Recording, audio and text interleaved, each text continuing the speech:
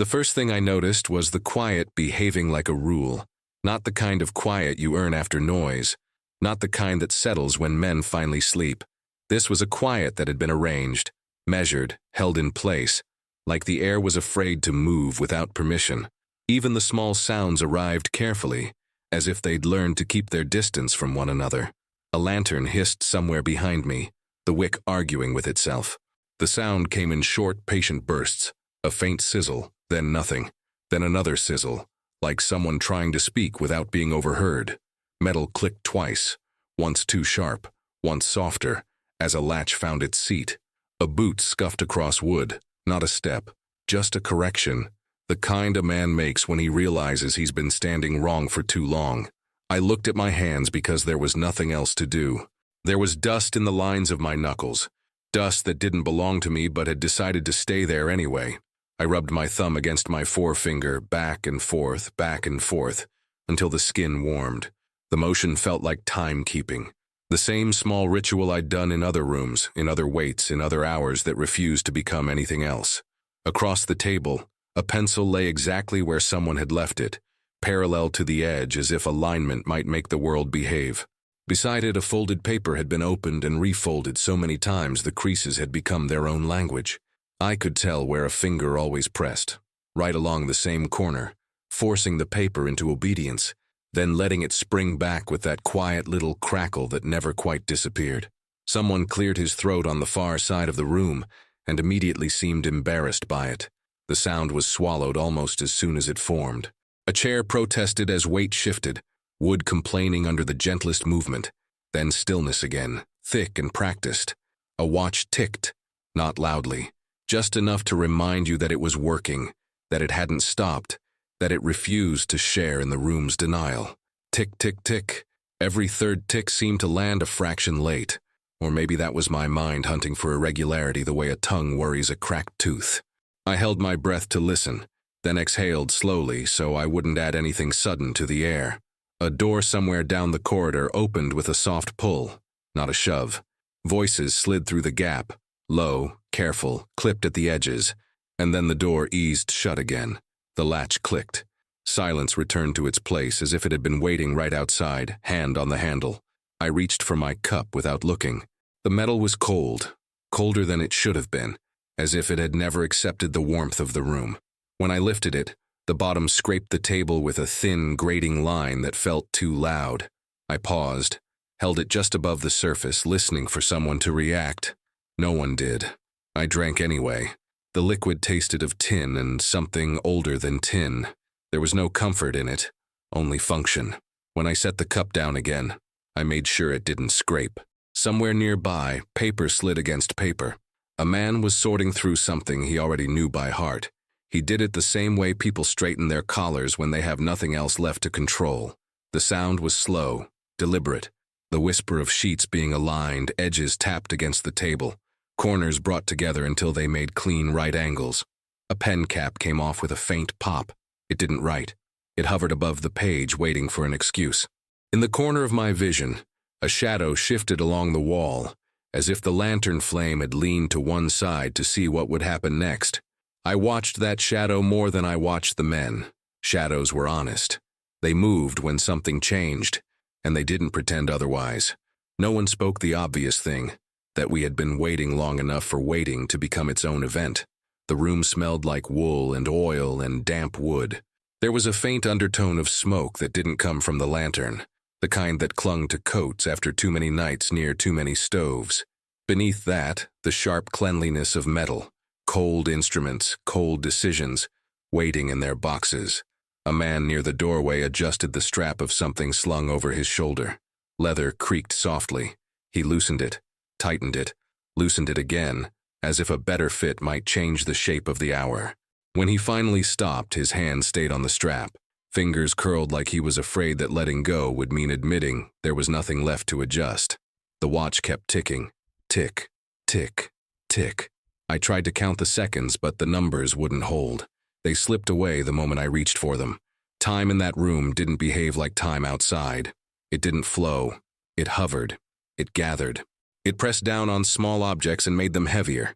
The pencil, the cup, the folded paper with the worn corner. a cough came again, quieter than before. Someone stifled it in his sleeve. Fabric rasped against skin. A distant engine turned over somewhere, started, then stopped. Not a failure, more like a test. A question asked and immediately withdrawn. My mouth was dry. I swallowed and felt it scrape. I told myself it was the air. I told myself it was the lantern. I told myself it was nothing. My eyes drifted to the door, to the strip of darkness beneath it. Nothing moved there. No footsteps approached. No heel taps. No rush. The hallway beyond might have been empty, or it might have been full of men holding their own silence the same way we held ours. Someone's finger drummed once on the tabletop, and then stopped, as if he'd startled himself.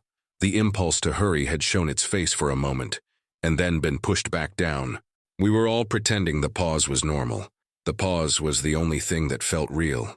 I could feel it in the way men breathed, shallow, careful, as though deep breaths might take up too much space. I could feel it in the way no one asked what time it was, because asking would have been an acknowledgement that time mattered. The watch ticked anyway. Tick, tick, tick. A thin draft slid along my ankles. It carried the smell of wet earth and something faintly metallic, like water touching iron.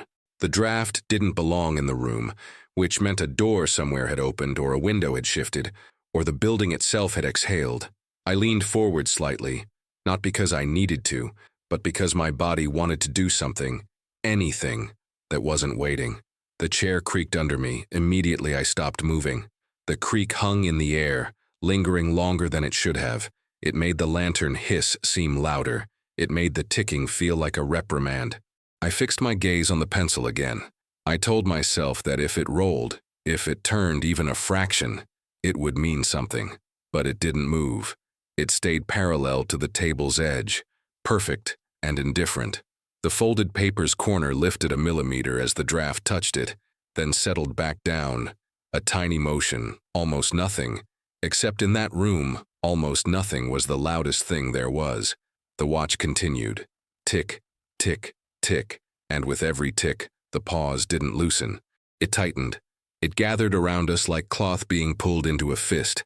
It pressed itself into our hands, into our throats, into the small reflexes we kept swallowing back. It turned ordinary objects into witnesses. Somewhere outside, a distant sound, too far to name, rose and faded. The kind of sound that could have been wind or machinery or something else entirely. No one reacted. No one moved toward the windows. No one asked if anyone else heard it. We all heard it. We all acted like we hadn't. I realized then that the moment wasn't waiting for us. We were waiting for it, and it wasn't going to wait much longer. In the morning, the light arrived without permission. It seeped through the cracks first, thin and colorless, tracing the seams where boards met and where canvas didn't quite seal. It found the edges of objects and made them look temporarily harmless. Cup rims, buckles, the dull curve of a helmet left upside down like a bowl. The lantern had been turned low but not out. It still breathed its faint hiss, stubborn and tired, as if refusing to accept that daylight was taking over. Someone in the adjacent room was shaving. You could tell by the rhythm. Water poured, metal tapped against tin, the soft rasp of blade to stubble. The sound was steady, almost domestic. It belonged to kitchens and mirror cabinets, and men who expected to make it to noon. Here it felt like a performance, an insistence that the body could be maintained the same way it always had, even as the hours began to behave strangely. A kettle somewhere was being coaxed into heat. It didn't boil yet. It only clicked and settled, the small shifts of metal expanding and contracting. The smell of coffee floated through the corridor in brief waves, weak and overworked. It had been stretched too many times. Still, the scent did something to the men. It made their shoulders drop a fraction. It gave their hands a reason to move. There were always reasons to move in the morning. A man at the far end of the table unfolded his map and smoothed it with both palms, slow and careful, like he was calming an animal that might startle. He traced a line without speaking, not because the line was secret, but because speaking would have put the line into the world too firmly. The paper made a dry sound under his hands. He pressed on the creases as if flattening them could flatten whatever the creases represented. Beside him, another man checked his watch, and then checked it again a minute later, pretending he hadn't. He had the type of face that looked incomplete without something to do, without a task to keep it occupied. He lifted a pen, set it down, lifted it again. The pen never touched paper. It only hovered over it, waiting for the moment when writing would become inevitable. Outside, somewhere beyond the walls, an engine started and held a steady idle. It didn't rev. It didn't go anywhere. It simply ran, as though the machine itself wanted to be ready before anyone asked it to be. The sound was constant, a low throbbing that settled into the bones the way distant surf does. It made silence feel different, not absent, but layered. A boot heel struck wood in the corridor, then another. The steps didn't hurry. They moved at a pace meant to look ordinary, which only made them sound rehearsed. The man who entered carried a folder under his arm, too clean, too squared. He didn't announce himself. He didn't need to. His presence changed the air without asking. He placed the folder on the table and opened it. The pages inside were already in order. He slid them out anyway, one by one, aligning them with the table edge until their corners matched perfectly. That was how he dealt with unease, by arranging paper. No one asked what was in the folder. That part had been decided before anyone stepped into the room. Someone poured coffee into cups that were never quite washed properly. The liquid made a low, thick sound as it hit the bottom of tin. It steamed in a lazy way, as if it didn't believe it would be consumed. A man passed a cup across the table without making eye contact. Another accepted it, as if accepting a tool. The first sip always brought the same expression. Not pleasure, not relief, only the brief easing of a ritual fulfilled. The door was opened again, and this time the draft carried in the smell of wet canvas and cold soil. The outside was awake now. You could hear it in small signs. A crate being shifted, a rope being tightened, the muted clank of metal against metal as men handled equipment with practiced care. Everything sounded like preparation without urgency. If you listened closely, you could hear laughter somewhere, a short burst that died quickly, like a match struck in wind. It wasn't joy. It was proof of life, a way of convincing yourself you were still the kind of person who could laugh at all. At the table, a young runner stood with his cap in his hands, twisting it. He didn't sit. He didn't lean. He waited to be dismissed and hated the waiting. His fingers kept working the cloth as though he could wring time out of it. When someone finally looked up at him, the runner's face brightened in reflex, eager to be useful. "Nothing new?" a voice asked, soft enough not to sound like pressure. The runner swallowed. "Nothing new," he said, and the word nothing felt heavy in the mouth. It sounded like an answer, but it wasn't an answer. It was the space between answers. A man near the wall cleared his throat and offered the same line he'd offered the night before, the line that made everyone nod because nodding was easier than thinking. "We've got time." No one challenged him. The line moved through the room like warm air. It didn't fix anything, but it gave the men somewhere to place their fear. It let them pretend the schedule was still theirs. On the map, the traced line remained the same. On the page, the pen still hadn't touched paper. On the watch, the hands continued their measured turn. Somebody opened a tin of cigarettes and set it in the center of the table, a quiet invitation. Hands reached. A match was struck. The flare of light was brief, almost indecently bright in the dim room. For a moment it lit faces from below, turning them older, hollowing out cheekbones, making eyes look farther away than they were. Then the flame died, and everything returned to its muted palette. Smoke rose and hung low under the ceiling, as if it didn't trust the room enough to climb. The folder's pages were read aloud in a tone that made them sound like weather. Not good or bad, just approaching. Words moved across the table, passed from one mouth to another, losing warmth as they traveled. Each sentence ended cleanly, clipped, as though leaving no room for doubt would prevent doubt from forming. Someone asked a question about numbers. Someone else answered with numbers. The exchange could have been about supplies or fuel or distance or hours. It was deliberately ordinary. Now and then someone tried to inject optimism like a medication. "It'll hold. They'll be ready. We've seen worse." Each phrase was met with the same small nods, the same practiced acceptance, not because anyone believed it fully, but because belief wasn't the point. The point was to keep the room from tilting. The runner was sent out again. He left quickly, grateful for movement, and the door shut behind him with a soft click that sounded like a decision being postponed. There was a brief lull after he left. The kind of lull that invites the mind to slip into uncomfortable places. To prevent it, a man began speaking about the bread he'd eaten the day before, how it had been stale, how he'd still finished it. The story wasn't funny, it wasn't interesting, but it was safe. It kept the conversation anchored to something that didn't have edges sharp enough to cut. Another man complained about his boots. Someone offered a smear of grease. Hands moved. Laces were tightened. A sock was adjusted. It was absurdly intimate, the attention paid to small discomforts, as if the body could be persuaded to cooperate with the day if it was treated kindly. Beyond the wall, the engine kept idling. The coffee cooled. The smoke thickened. And time did what it always did in moments like this. It stretched itself thin, like fabric pulled too far, threatening to tear but not tearing yet. A messenger finally appeared at the door, different from the runner, older, with a face that didn't bother pretending. He didn't step fully into the room. He only leaned in as if he didn't want the room's quiet to stick to him. He spoke to the man with the folder, low enough that the words didn't travel, but the change in posture did. Shoulders tightened, eyes shifted. A hand closed around the pen for the first time with intention. The man with the folder nodded once, slow, and the messenger disappeared. The door clicked shut again. The room exhaled, but only halfway. No one asked what had been said. It didn't matter, not in the way questions usually matter. Whatever the message was, it had not changed the plan. It had only confirmed that the plan was still moving, still rolling forward on its own weight. "We'll proceed," someone said finally, and the phrase fell into place like the last piece of a puzzle no one wanted to see completed. Chairs scraped as men stood. The sound was louder now, less careful. Routine took over, efficient and practiced. Papers were gathered.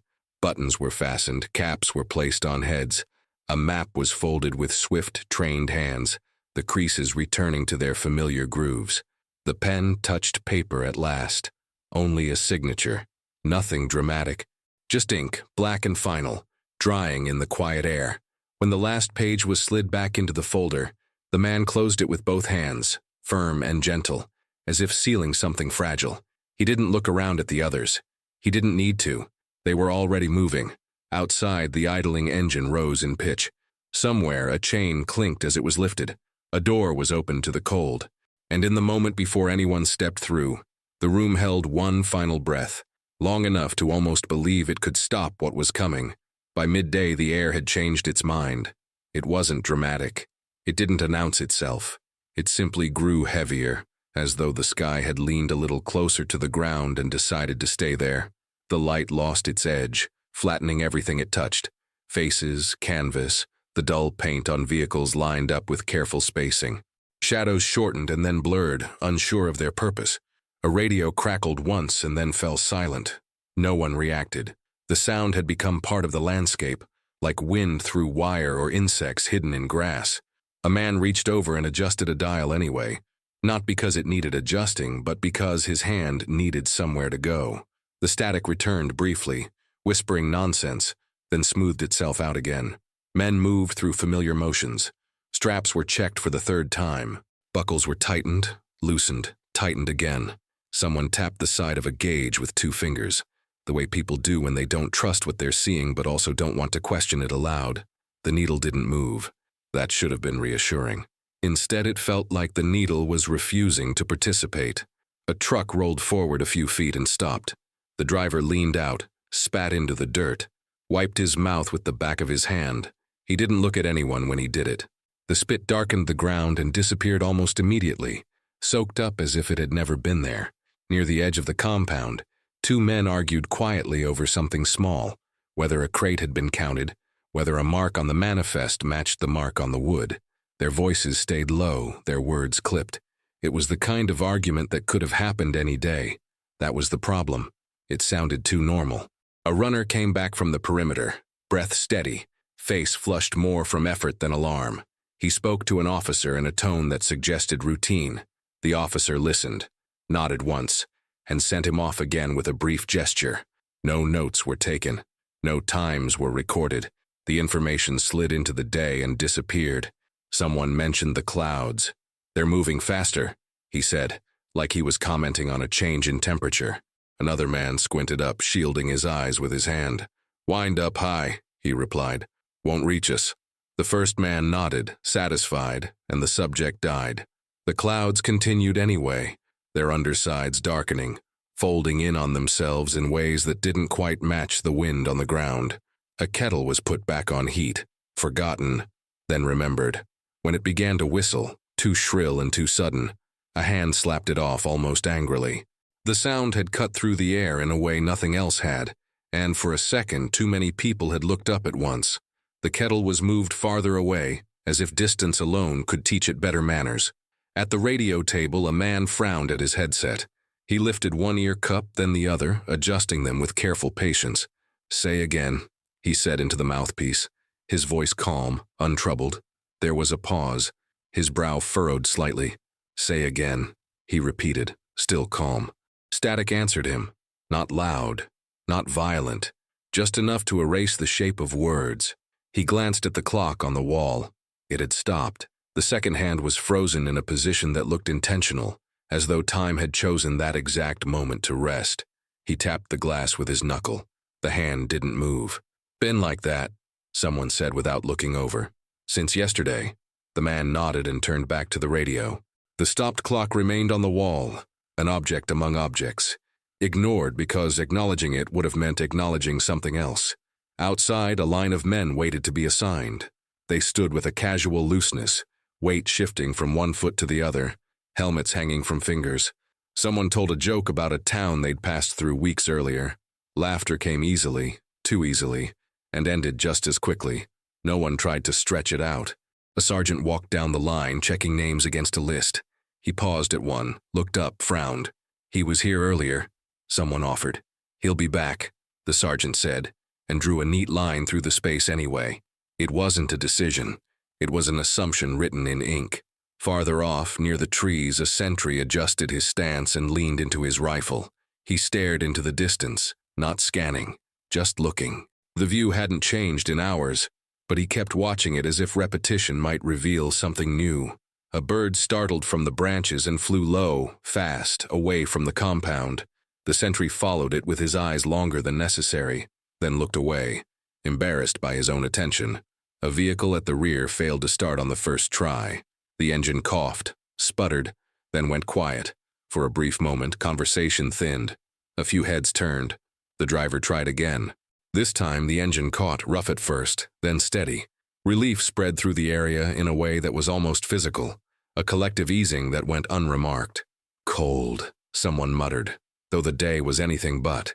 Maps were unfolded again, studied again, folded again. The same fingers traced the same routes, stopping at the same bends. A man pointed out a location with the tip of his pencil, hesitated, then moved the point a fraction of an inch to the left. "Doesn't matter," he said, more to himself than to anyone else. No one disagreed. Lunch came and went in pieces. Bread torn, not cut.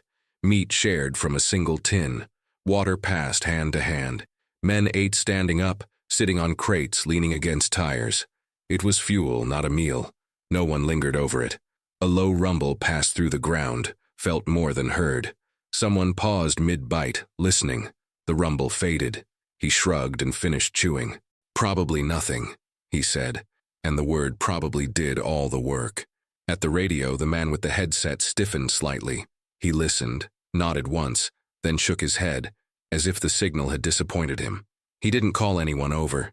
He didn't raise his voice. He adjusted the dial again, slower this time, searching for a clarity that refused to arrive. The clouds had thickened enough now to cast a faint shadow, even with the sun still high. The light dulled, turning faces flatter, colors more uniform. Everything began to look like it belonged together a little too well. A runner returned, this one breathing harder. He spoke quickly, quietly, words tumbling just enough to hint at effort. The officer he spoke to listened, face neutral, then asked a question that made the runner hesitate. The hesitation was brief, barely visible, but it was there. "That's all," the runner said finally. The officer nodded. "All right," he replied and dismissed him. Someone nearby raised an eyebrow just slightly. No comment followed. A gust of wind swept through, stronger than before. It rattled loose canvas, sent a scrap of paper skittering across the ground. The paper caught against a boot and stopped. The man looked down at it, bent, picked it up. It was blank on one side, filled with numbers on the other. He studied it for a moment, then folded it and slipped it into his pocket without knowing why. In the distance, a sound echoed, metal on metal, repeated at irregular intervals. It might have been work. It might have been something else. The echo flattened against the low clouds and came back wrong, stretched. "Sounds closer," someone said. "Everything sounds closer with this sky," another replied. The explanation was accepted. It always was. At the edge of the compound, the first vehicle in the line rolled forward into position. It stopped exactly where it was supposed to stop. The driver cut the engine and waited. Others followed suit one by one, a slow procession of compliance. The radio crackled again. This time a voice came through, faint, clipped, incomplete. The man with the headset leaned in, straining to catch the missing pieces. He wrote down what he could, leaving gaps where words should have been. When the transmission ended, he stared at the page, at the holes in the sentences. He folded the paper once, then again. He did not show it to anyone. Overhead, the clouds closed ranks, sealing the sky into a single, continuous sheet. The air grew still beneath it, heavy and expectant, as if the world itself had paused to listen. No alarms sounded. No orders changed. Everything continued exactly as planned. And that was the first thing that should have mattered. The afternoon narrowed without warning. It wasn't that time moved faster. It was that there was suddenly less room inside it. The hours lost their edges and began to press against one another, each moment arriving already crowded. Movements that had felt unhurried earlier now carried a faint urgency, not enough to be named, but enough to be felt in the way hands stopped lingering. The first instruction came quietly, passed from one man to another without ceremony. It wasn't new. It had been said before, written before, rehearsed in rooms much like this one. That was what made it easy to accept. Familiar words didn't require attention. Men moved into place, not all at once, not dramatically, one at a time, like pieces sliding back into a pattern that had never fully dissolved. A helmet was lifted, set down again, then finally placed on a head with a firm pull. A strap was cinched tighter than comfort demanded. Someone adjusted the position of a pack and decided to leave it that way, even though it pulled slightly to one side. The radio spoke again, clearer this time, but still incomplete. Sentences arrived without their beginnings or ends, like fragments overheard through a wall. The operator repeated what he heard, word for word, refusing to fill in the gaps. The officer listening nodded along, even when the nod no longer matched the meaning. "Understood," he said once, to no one in particular. A vehicle further back stalled briefly as it rolled forward. The engine coughed, caught, then smoothed out. No one commented. The driver didn't look relieved. He didn't look at all. He stared straight ahead, hands steady on the wheel, as if the moment hadn't tried to interrupt him. At the map table, the folder was opened again. Pages were flipped faster now, corners bending slightly under impatient fingers. Someone traced the same line as before, but this time his finger didn't linger. It moved past the bend without stopping. "We're within margin," he said, voice level. No one asked what the margin was. A watch beeped softly on a wrist somewhere, a reminder set earlier by a man who'd believed reminders still mattered. The sound was muted, almost polite. The man silenced it immediately, embarrassed by its insistence. He glanced around, checking whether anyone had noticed. They had. No one said anything. Outside, the wind shifted again, circling instead of passing through. It carried a smell that didn't belong, sharp, distant, metallic. A sentry frowned and turned his head slightly, trying to place it. The smell faded before it could be identified. He told himself it had come from the vehicles, from fuel warming under strain. The explanation felt thin, but it was sufficient. A runner approached at a jog this time, not quite running, not quite walking. His breath was louder than it needed to be. He slowed as he reached the officer, straightened his posture, forced his breathing down into something respectable. When he spoke, he kept his voice steady, but his eyes flicked briefly toward the sky before returning to the man in front of him. The officer listened, then asked a question that made the runner hesitate again. The pause was longer this time. A second stretched, then another. "I believe so," the runner said. The officer nodded. "Good." That was all. The runner turned and left, his pace faster than before. No one watched him go. Someone else noticed the clock on the wall again. It was still stopped. The position of the hands now felt deliberate, almost mocking. He looked away from it quickly, as if afraid the clock might start moving again if given too much attention. A door slammed somewhere, harder than intended. The sound cracked through the compound and left a brief ringing behind it. A few men flinched, then laughed quietly, shaking their heads. "Careful," someone said, smiling. The man who'd closed the door raised a hand in apology. "Wind," he replied, though the air had gone still again. The line of vehicles began to compress, closing gaps that had been measured earlier with care. Tires rolled over gravel with a muted crunch that sounded louder now than it had in the morning. Engines idled higher, impatient, their vibrations traveling up through boots and into legs. At the radio table, the operator leaned closer to the speaker than he had before. He adjusted the antenna, then adjusted it again in the opposite direction, searching for a clarity that kept slipping sideways. A voice broke through suddenly, stronger, sharper, carrying a note that hadn't been there earlier. The operator froze, pen hovering over the page. The voice cut out mid-sentence. Static rushed back in, louder this time, filling the gap too aggressively. The operator swallowed and wrote down what he'd heard, even though it made less sense on paper than it had in the air. He slid the page toward the officer without comment. The officer read it once, then again. His face didn't change, but his jaw tightened, just enough to register. He folded the page neatly and slipped it into the folder. "We continue," he said calmly. The word continue felt heavier now. It carried weight it hadn't carried an hour earlier. Somewhere a signal flag was raised, then lowered. The movement was small, almost casual. It didn't draw attention. It didn't need to. Others had been waiting for it, eyes trained without appearing to be. Men climbed into vehicles. Metal doors closed with dull thuds. Canvas flaps were secured.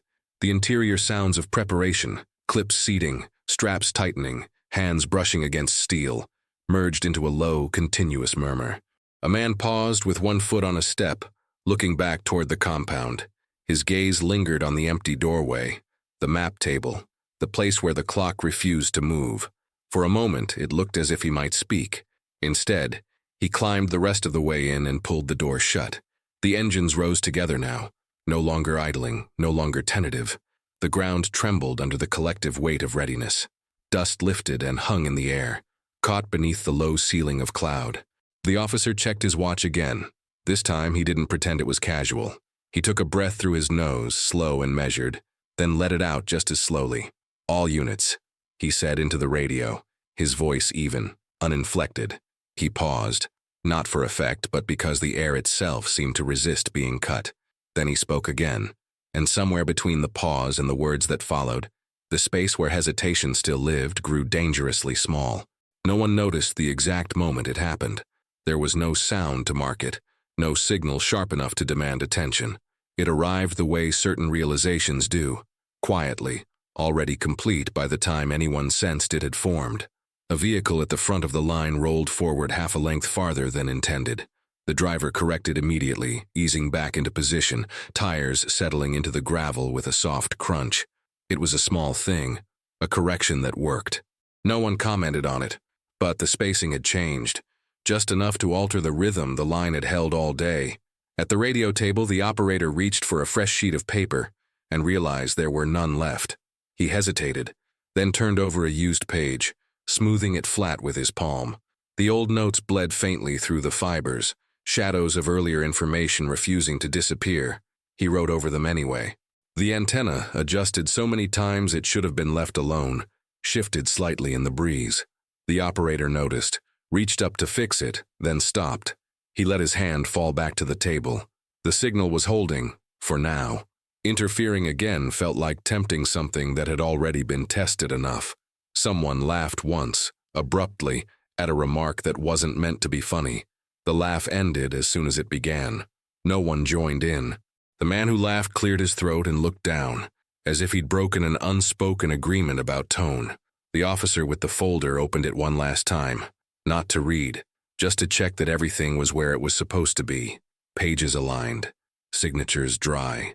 He closed it again and set it aside, farther from the edge of the table than before. Outside, the wind died completely. The sudden stillness felt wrong, not alarming, not dramatic, just incorrect. canvas hung without movement. Smoke from a cigarette rose straight up, thin and unwavering, before dispersing beneath the low clouds. A man watched it longer than necessary, then ground the cigarette out with unnecessary force. A runner approached, then slowed, then stopped short, unsure whether he was still needed. He stood there for a moment, shifting his weight, looking from face to face. No one acknowledged him. Finally, he turned away on his own, dismissed by silence. At the perimeter, a sentry adjusted his grip on his rifle and realized his hands were sweating despite the cool air. He wiped his palms on his trousers and told himself it was nothing. Just the pressure of waiting resolved into action. The radio crackled again. This time, no voice followed. Just a sharp burst of static, then nothing at all. The operator leaned forward instinctively, then forced himself to sit back. He did not reach for the dial. "We're past the window," someone said quietly. Not into the radio, not to anyone in particular. The words didn't travel far. They didn't need to. The officer checked his watch. He didn't compare it to anyone else's. He didn't look at the stopped clock on the wall. He simply nodded once, as if confirming something only he could see.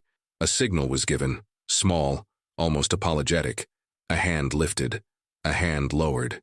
Engines rose together, not in question this time, not in preparation. The sound settled into a steady, committed roar. Vibrations moved through the ground, through boots, through the bones of men who had already adjusted their weight to compensate. A man reached into his pocket and felt the folded paper he'd picked up earlier. He didn't unfold it. He didn't remember why he'd kept it. He only needed to know it was still there. The line moved. Not quickly, not dramatically. Just forward, at a pace that made stopping feel unnecessary. Behind them, the compound stood exactly as it had been. Maps folded, cups half empty. The clock unmoving on the wall. Nothing in it suggested urgency. Nothing in it reflected what had just been crossed. As the last vehicle cleared the boundary, a rope that had been holding a gate open slipped loose from its knot. The gate swung inward slowly, guided by gravity, not intention, until it came to rest against the post with a dull, final thud. No one turned around to see it. By the time anyone might have noticed, there was no longer a way back to the moment before. The road ahead narrowed into quiet. Not silence exactly.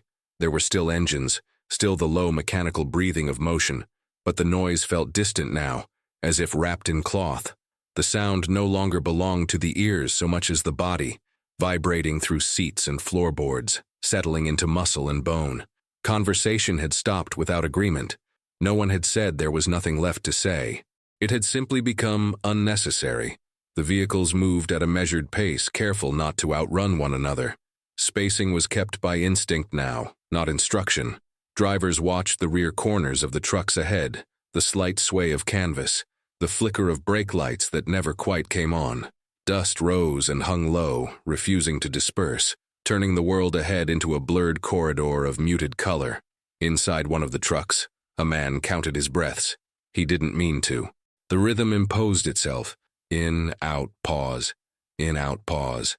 Each breath felt slightly louder than the last, though he knew it wasn't.